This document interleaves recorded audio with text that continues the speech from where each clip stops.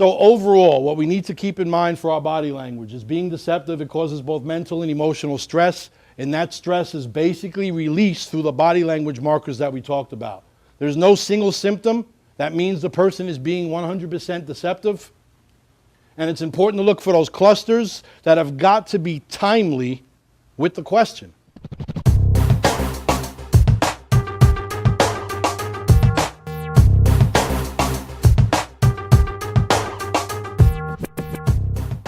So, before hiring, we went over the application, the resume, the checking the references, the interview.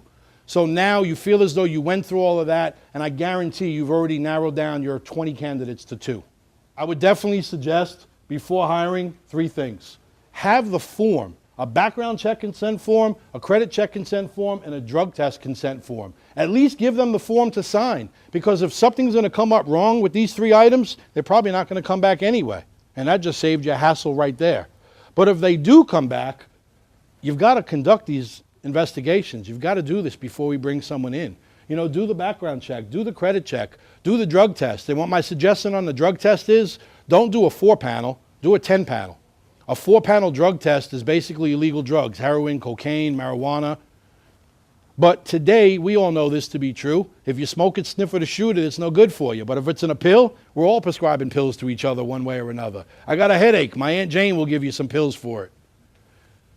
How do you know they're not hooked on Oxycontin? How do you know they're not hooked on hydrocodone, Adderall? So these are all those drugs that'll come up in the check. And if they're taking those drugs and have a prescription for it, then it's okay. But the drug place will actually want to see the prescription if those drugs do come up in their drug test. Policy or a sign-off regarding theft. It sounds kind of crazy, but actually having a form stating that your company has a 0 tolerance for theft is very important, because it sets the record straight from the beginning. It's not something you're going to go for. And from an unemployment point of view, we've actually investigated people that stole from a company for whatever the reasons were. We didn't prosecute. They were just terminated, and then they filed for unemployment. And then when I went to the unemployment hearing, the hearing examiner would actually say to me, "Sir, during your investigation, do you have any proof showing that they weren't allowed to leave with that merchandise and not pay for it?" "Yeah, it's called theft. What other proof do I need?"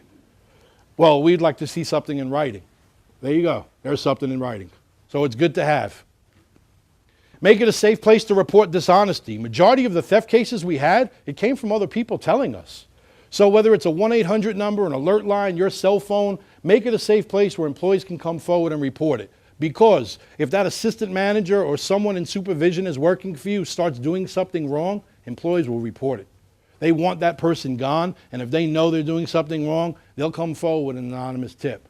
Of course, we're not going to fire the person on the anonymous tip, but that anonymous tip is basically what sparks an investigation, and then the truth comes out. So I would definitely have a place where people can report dishonesty. Ensure the maximum levels of integrity are within your office. So even something as small as, "Tell them I'm not here. Tell them I'm not here. I can't take the call."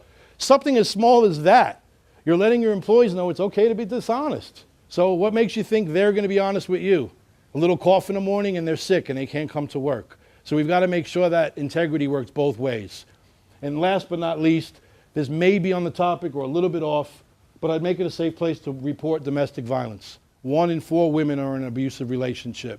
They can change their Facebook page, they can delete it, they can change their phone number, their email address, they can move out of the house, but there's one thing that doesn't change, is their job. And now we go back to those active shooter situations where we have a jealous husband who comes in and acts out, and other people in the office get hurt as well. So make it a place where they can report domestic violence. Hire a security company to come in and actually protect the employees. Your employees will look at it too as, look, my employer cares. They're doing something about it. Get a picture of the person. Get a police complaint. Help that employee out. It's going to go a long way for them, and it'll actually go a long way for your business.